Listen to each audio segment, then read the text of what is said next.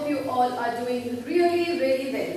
तो मुझे बिलीव है कि आप लोग सारी चीजों के थ्रू गो थ्रू किए होंगे and we are reading this new chapter mensuration, है कि नहीं? So what is mensuration? हमने जैसे कि ऑलरेडी डिस्कस किया हुआ है कि what is mensuration, the all the measurement of all the structure. जो भी हम लोग स्ट्रक्चर्स देखते हैं, चाहे आपका स्क्वायर हो, चाहे आपका रेक्टेंगल हो, चाहे आपका ट्रायंगल हो, और let it be a circle. So everything we know very well कि मेंस्ट्रुएशन में there are two important things and they are area and perimeter, है ना? ये तो हमने पढ़ा हुआ है अच्छे से, तो let's do it a quick revision. अगर आप स्क्वायर का एरिया निकालना चाहते हैं, एरिया मतलब आप जब इनर शेडेड पार्ट का मेजर करना चाहते हो, that is your area, and अगर आपको बाउंड्री मेजर करना है तो that is your perimeter, right? So if you need to calculate और measure the area of a square, क्योंकि स्क्वायर का चारों एरिया जो है, चारों लेंथ जो है वो सेम होते हैं, है कि नहीं? So that will be your side into side, yes और नो? और अगर हमें पेरीमीटर निकालना है तो that will be your 4 into side, okay? And then if you want the area of a rectangle, क्योंकि रेक्टेंगल में ये जो है आपका लेंथ है and this one is your breadth, okay? तो in your length and where it is your length and breadth, आपको area निकालना है, मतलब इनर शेडेड पार्ट, तो that will B length into breadth. और अगर आपको पेरीमीटर निकालना है तो it will B 2 into length plus breadth. ये भी आप लोग अच्छे से मालूम है। देन आता है आपका triangle. If it is a triangle, तो जो ये नीचे वाला is known as your base, और जो पॉइंट से परपेंडिकुलर होता है that is your height, okay? अगर एरिया आपको निकालना है तो it will be your half base into height, okay? Half base into height, okay? Then if you want perimeter, अगर आपको चाहिए तो वो होगा, ये देखो तीनों साइड्स होता है ट्रायंगल में, साइड 1, साइड 2, साइड 3। तो क्योंकि आपको बाउंड्री को मेजर करना है, it will B side 1 plus side 2 plus side 3, okay? Then comes your circle. Circle में सेंटर पॉइंट से आपका बाउंड्री तक जो जाता है, जैसे कि आप एक राउंडर से अगर आप एक सर्कल बनाते हो तो this is your radius, okay? तो अगर आपको एरिया निकालना है तो it is what? Pi r square, okay? Pi r square में हमेशा ये जो पाई का वैल्यू है वो हमेशा 22/7 होता है, okay? And this is your radius, fine? Then comes your perimeter. तो perimeter आपका होगा 2 into pi into r. Okay? So now let's go to the next topic.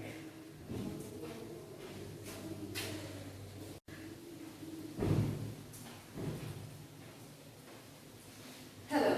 So now we are going to learn a new topic and that is about quadrilateral. हम quadrilateral के बारे में देखेंगे। हमने सारे जनरल स्ट्रक्चर्स देख लिए, जैसे कि स्क्वायर, रेक्टेंगल, ट्रायंगल और सर्कल। तो अभी हम लोग क्वाड्रिलेटरल में देखेंगे। क्वाड्रिलेटरल में एक चीज हमेशा कॉमन होता है कि they have 4 sides, okay? They have 4 sides. तो फर्स्ट टॉपिक जिसके बारे में हम लोग डिस्कस करेंगे that is your trapezium. Trapezium का स्ट्रक्चर कुछ ऐसा होता है, ओके? वो कैसा भी हो सकता है, इट कैन बी आपका ऐसा होके भी ऐसा हो सकता है, इट कैन बी लुक्ड, मतलब ये इस तरह का भी स्ट्रक्चर हो सकता है, किसी तरह भी हो सकता है। But one thing common in trapezium वो ये होता है कि इसके opposite sides are parallel, okay? It's opposite sides are parallel। हमेशा ये एक बहुत ही इंपॉर्टेंट चीज है जो कि हमें याद रखना है, इट हैपेंस इन ट्रेपीजियम। तो इन अ ट्रेपीजियम आप देख पा रहे हो the other two opposite sides are parallel, और बाकी साइड्स कैसे भी हो सकते हैं। तो यहां से जब एक पॉइंट से परपेंडिकुलर निकलता है उसको बोलते हैं हम height. The way it was in a triangle है कि नहीं, उसको हाइट बोलते हैं। और यहाँ पे B डिनोट्स एज साइड और A भी डिनोट करता है आपका साइड को। तो अगर if we want to find out the area of a given trapezium तो उसका फॉर्मूला क्या होगा, it is half A plus B into H, half A plus B into H, half A plus B into the height, मतलब side plus side into height. This is how we can find out the area of a trapezium. Okay, so now let's see the next quadrilateral, जो कि है rhombus. Rhombus का भी 4 sides होता है। Okay, rhombus में एक चीज ये है कि अगर आप इसका डायगोनल्स निकालोगे तो ये हमेशा से एक परपेंडिकुलर, 4 परपेंडिकुलर्स इसका फॉर्म होगा, जैसे कि ट्रायंगल में होता है ना, यहां से एक परपेंडिकुलर, यहां से एक परपेंडिकुलर, यहां से एंड यहां से, and this we can write it as D1 and D2। तो अगर आपको एरिया निकालना है of what, of a rhombus, so you need to put half D1 into D2. Okay, so now let's go to the next topic. आप सब please इसको अपने notebook में नोट डाउन कर लो। So now let's learn about the general quadrilateral. ठीक है, तो यहाँ पे हमने जो जनरल क्वाड्रिलेटरल बनाया है इसमें दिस इज नॉट स्पेसिफिक कि the opposite sides are parallel or not, है ना, the opposite sides are equal or not। ये जरूरी नहीं है कि वो पैरेलल हो ना हो, वो साइड्स इक्वल हो ना हो। ओके, तो यहाँ पे हमने एक जनरल क्वाड्रिलेटरल बनाया है जहां पे एक चीज कंफर्म है कि इट हैज 4 साइड्स, इसके 4 साइड्स होते हैं। So I have mentioned it as A, B, C and D। ठीक है, तो अगर हम एक डायगोनल निकालेंगे, डायगोनल हमारा ये हो गया, तो A to C अगर हम एक डायगोनल करेंगे तो वहां से आप लाइन परपेंडिकुलर D से ले सकते हो and then one perpendicular you can take from D, जिससे कि आपका हाइट निकल जाएगा।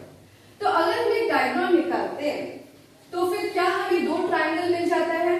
देखो, we can get A D C, एक ट्रायंगल हमें A D C मिला और एक ट्रायंगल हमें मिला A B C।